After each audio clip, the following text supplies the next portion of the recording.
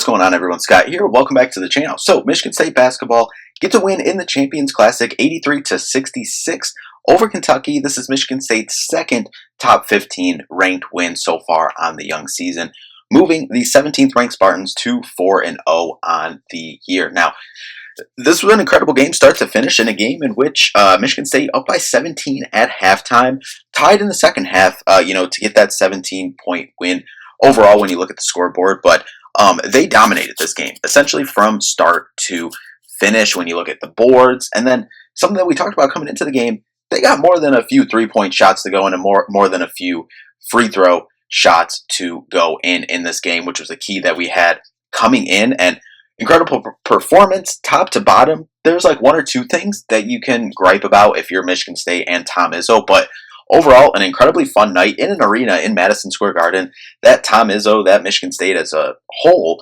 has struggled in over the years. 5-13, I believe Izzo was coming into this game. But you now have a two-game win streak in the Garden, and you get this win, most importantly, for this season right here that we're sitting here in the moment, to move to 4-0 on the year, which is the most important thing. But we're going to jump into this matchup, but first, if you could just hit that like and subscribe button down there. We'll have more Michigan State basketball content on the channel, so just make sure to subscribe so you don't miss a video. So we'll start with Kentucky here, and they were out a few two rotation pieces, I believe, so not as deep overall as we talked about coming in. Still played a lot of guys overall for them, but their leading guy for them tonight, Otega Owe, but he had 12 points. Not super efficient, though. 4 for 12 overall from the field. He added 4 rebounds, 3 assists on the night. Mohamed Diabate added 10 points as well. And then you look at Colin Chandler, shooter we talked about coming in, shooting 57% from the 3. We talked about him coming in. He added 10 points, 4 for 9 overall from him with 4 rebounds as well. And, closing out the starting lineup as well, Denzel Aberdeen, someone we talked about coming in as well. 10 points, but only 2 assists on the night for him. He did have 3 steals, so got after it on the defensive end. And then off the bench, they got 9 points from Malachi Moreno, who 7 for 8 from the free throw line. He was aggressive getting to that free throw line. Jasper Johnson, freshman for them, 8 points. And then Cam Williams added 5 for them off the bench. But when you look at as a whole for Kentucky, 35% only from the field, 23% from 3, 86 overall percent from the free throw line. They got to the line 22 times, 19 for 22. That's more than double what Michigan State had at the free throw line. And then Michigan State over to force 9 turnovers on Kentucky as well. But listen, Kentucky, yeah, at the end of the day, they missed some shots, but you got to give a lot of credit to Michigan State. They forced a lot of those misses. The defense, which is what we talked about being a top 8 defense in the country at this point early in the season. Michigan State said that that's going to be something that they're going to have to rely on. They were able to do that in this game. Now, we're going to switch over here to Michigan State before we look at the team stats overall. And we go up and down the roster, and, you got a lot of contributions from the bench, actually. First off, I'll start with Jesse McCullough. He had 8 points, 3 for 3 from the field, 2 for 2 from the three-point line, added 2 rebounds in his 9 minutes. Then you look at the freshman, Jordan Scott. He only had 1 point, 1 for 2 from the free throw line. He played 12 minutes. He grabbed a couple rebounds for you, though. Had an assist as well. Cam Ward, just, being his Cam Ward self that we've become accustomed to early on in the season. He had 8 points on 4 for 6 from the field, added 4 rebounds as well. And then Kurt Tank. He's someone we should maybe be saving for last, but since we're just talking about the bench squad right now, 15 points overall, 6 for 12 from the field, 3 for 7 from 3 overall. You're looking at the other stuff. He had 2 assists and a steal as well in 18 minutes. He led that 2-guard position in terms of minutes, or should I say tied for that with Trey Fort, who we'll get to in a second. But Kurt Tank, can't say enough about him, continuing to stay ready. He starts through the exhibition, beginning of the season portion, should I say. We're still in the beginning of the season, but you get what I'm saying. Started the year being the starter. Trey Fort then moves in to be the starter, and now, he's kind of in this bench role, and, he's had some games, I think 1 or 2 games, where he only played 7-8 minutes, whatever. I don't think he saw a minute in the second half of the Arkansas game, I believe it was. So, definitely been up and down so far for Kurt Tank's second year, but you show out on one of the biggest stages in college basketball, especially early season college basketball, here in the Champions Classic against a top 15 team in Madison Square Garden to you have to credit Kurtang a lot for staying ready here, and getting in position for those threes as well. Those threes were big, and a big reason why we hit our season high to this point, in 3-pointers made. But then we move to the other two guard outside of Jordan Scott, who can play that position as well. But Trey Fort, who has still been started in this one, he had 13 points in 18 minutes as well, and he was 5 for 12 from the field, 3 for 8 from 3-point line. And let me tell you, he has that quick shot release. As soon as that ball hits his hand, that he's rising and that thing is going up. So shout out to Trey Fort as well. A big moment, a guy who has struggled at times throughout the start of the season. He was obviously, lauded for his offense coming into this year, and someone who, we thought would be one of Michigan State's leading scorers. Possibly going into this year when you looked at him as a transfer, a guy who could shoot the ball well, and was good on the offensive side. But we heard from Izzo early on about, kind of his defense overall.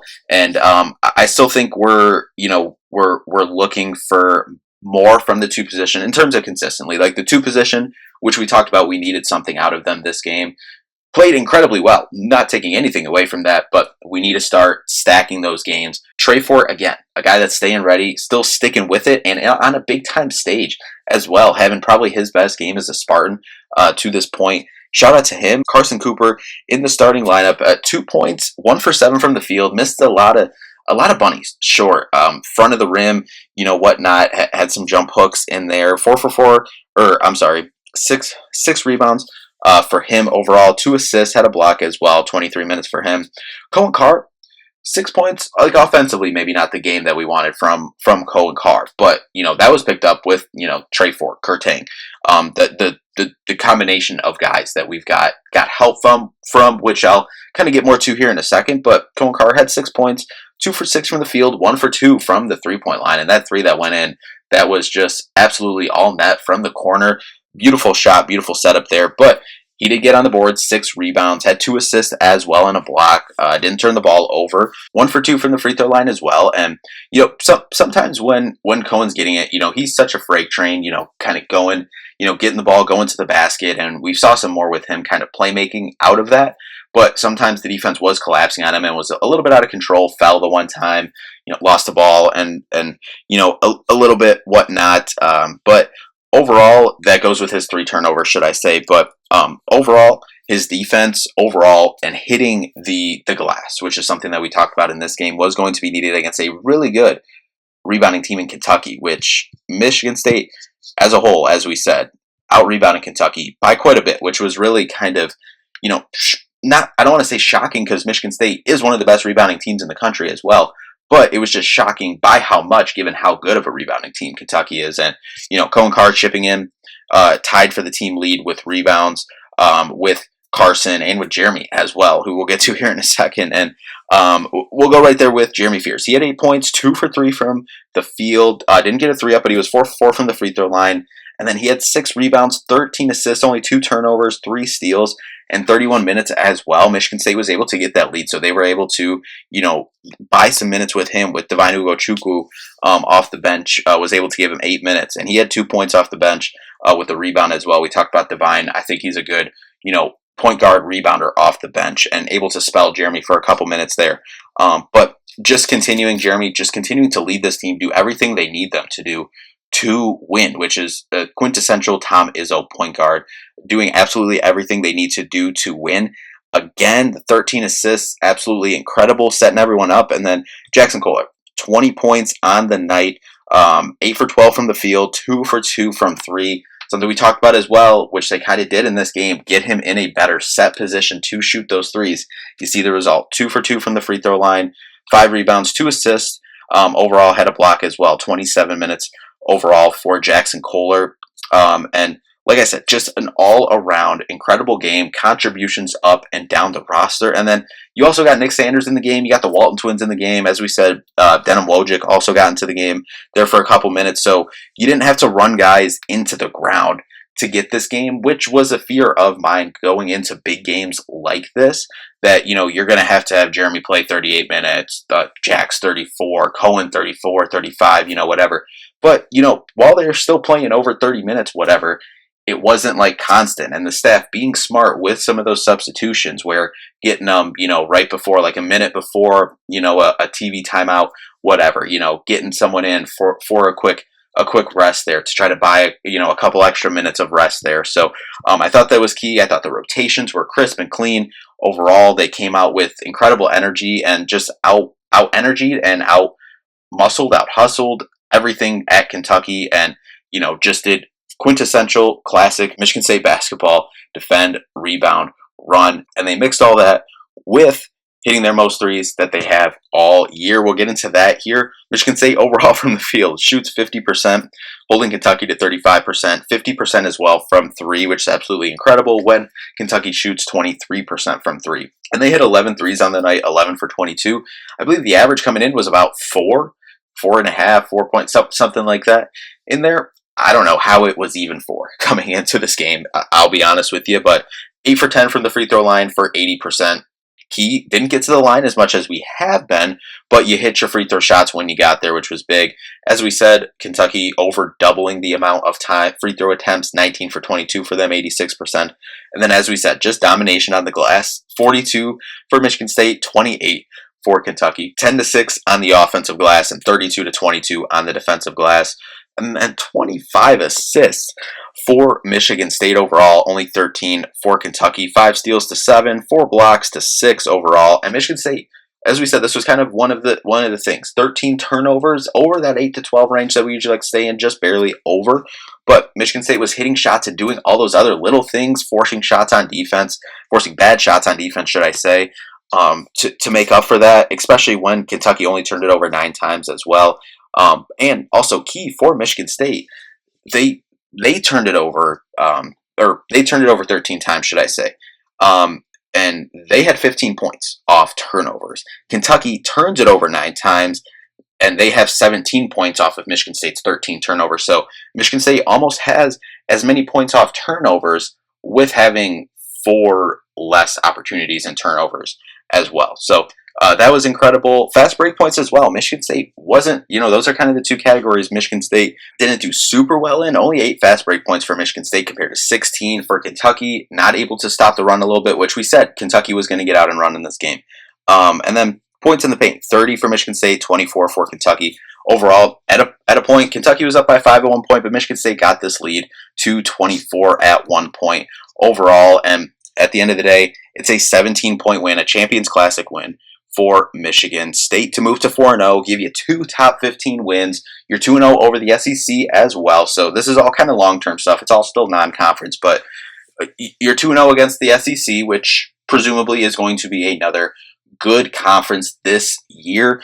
Especially top heavy in that conference overall. So really big to start the year, and a lot of good key things that we're seeing that I think is only raising the floor. I still am not sure what this team's kind of ceiling is, but I think the floor was already set with the guys that we had coming back, the 4 captains, should I say.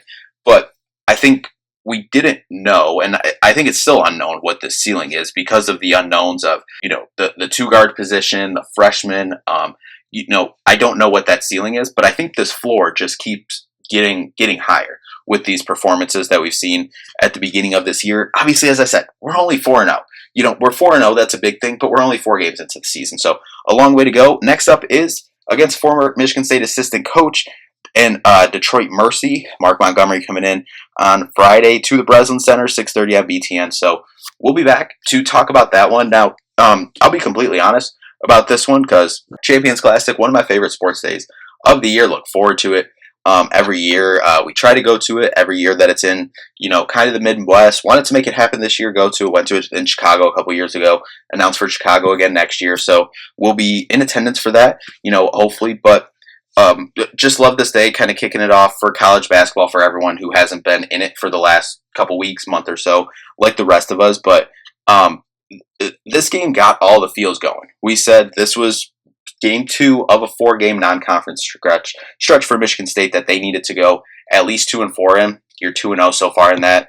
You're 2-0 against the SEC. You got 2 against the ACC, North Carolina, Thanksgiving, Duke on December 6th. So off to an incredible start. And I'm wearing this shirt, which is from the 2015 Final Four. And I would be lying to you and disingenuous to you if I didn't utter the words tonight. So we're going to Indy, right? We'll book some hotels for Indy in April, right? Um, Maybe getting a little ahead of the curve, but that's how good these Spartans got us feeling early on here in the season. But anyway, hey, at the end of the day, Michigan State 4-0 on the season, 2 top 15 wins to kick off this season. And, hey, now we got a home game in the Breslin. Then we hit the road for Thanksgiving week for another good slate of matchups. So we'll be back to preview this game here on Friday against Detroit Mercy. So thank you all so much for watching. We'll see you in the next one. Peace out.